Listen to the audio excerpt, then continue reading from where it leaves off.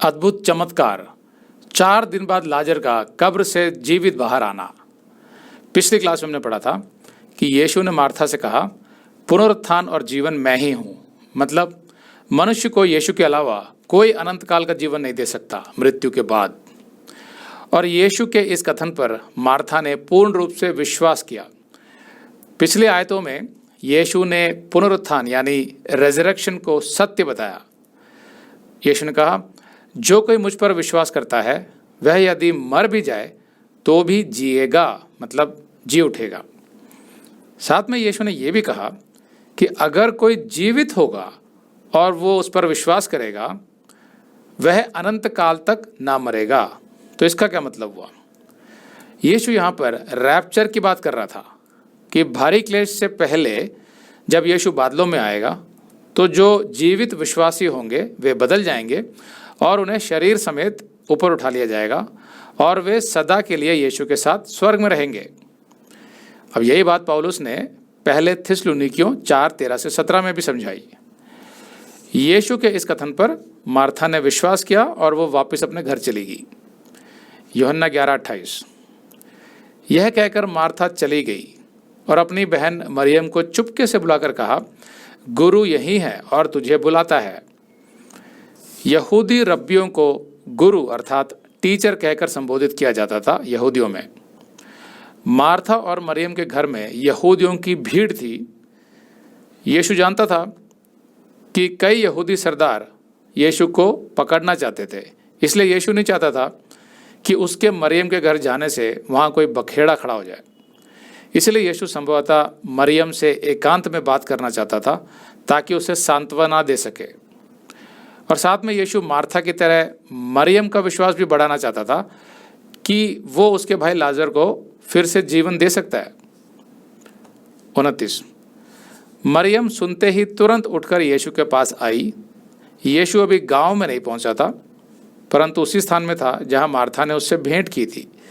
तो यीशु को पता था कि वहां पर यरूशलेम से आए दूसरे यहूदी होंगे और उनमें से बहुत से ऐसे भी थे जो यीशु को पत्थरवाह करना चाहते थे, इसलिए वो वहां गया नहीं।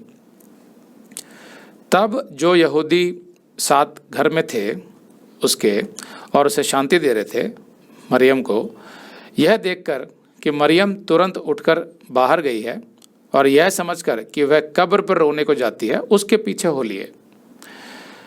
जो यहूदी मरियम के पीछे गए उन्हें नहीं पता था कि गांव के बाहर यीशु आया हुआ था, इसलिए उन्हें यीशु को वहां देखकर बड़ी हैरानी हुई होगी। 32।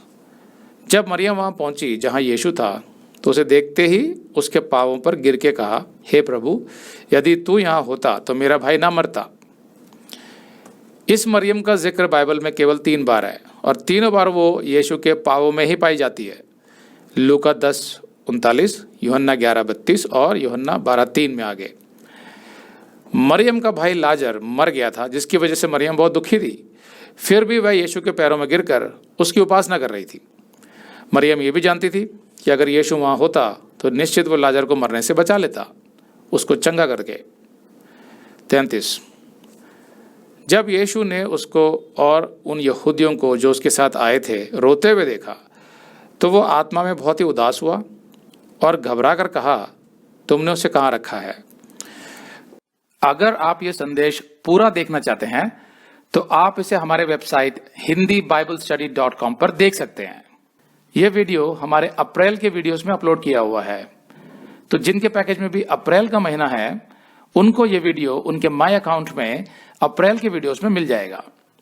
अगर आप हमारे वीडियो फोन पर देख रहे हैं तो अच्छी स्पीड के लिए कृपया गूगल क्रोम या मोजिला फायरफॉक्स ब्राउजर इस्तेमाल करें। तो इनको डाउनलोड करने के लिए आप प्ले स्टोर में जाएं और ऊपर गूगल क्रोम टाइप करें, फिर आप गूगल क्रोम ब्राउजर पर क्लिक करें और उसे इंस्टॉल करें। ये एकदम फ्री है। इसी तरह आप मोजिला फायरफॉक्स टाइप करें, फिर आप मोजिला फायरफॉक्स ब्राउजर पर क्लिक करें और उसे इंस्टॉल करें। यह भी एकदम फ्री है। इसके बाद आप गूगल क्रोम ब्राउजर को क्लिक करके उसे खोलें और उसमें hindiBiblestudy.com टाइप करें, मतलब पूरा hindiBiblestudy.com एक साथ बिना किसी गैप के। तब हमारा वेबसाइट गूगल क्रोम में खुल जाएगा और आपके वीडियोस अच्छे से चलेंगे। इसी तरह आप मोजिला फायरफॉक्स ब्राउजर भी क्लिक कर सकते हैं और उसमें भी बिना गैप के hindiBiblestudy.com टाइप कर सकते हैं। उसमें भी हमारे वीडियोस बिल्कुल आराम से चलेंगे। इसके अलावा अगर आप चाहें तो बेहतर स्पीड के लिए आप वीडियो के नीचे बने प्ले बार पर सेटिंग्स का चिन्ह दबाकर 240p 240p सेलेक्ट कर सकते हैं, जिससे आपका बहुत ही कम डेटा खर्च होगा। 240 सेलेक्ट करने के बाद आप वीडियो के बाहर कहीं भी क्लिक कर दीजिए, फिर वीडियो को पीछे ले जाकर शुरू से देखिए।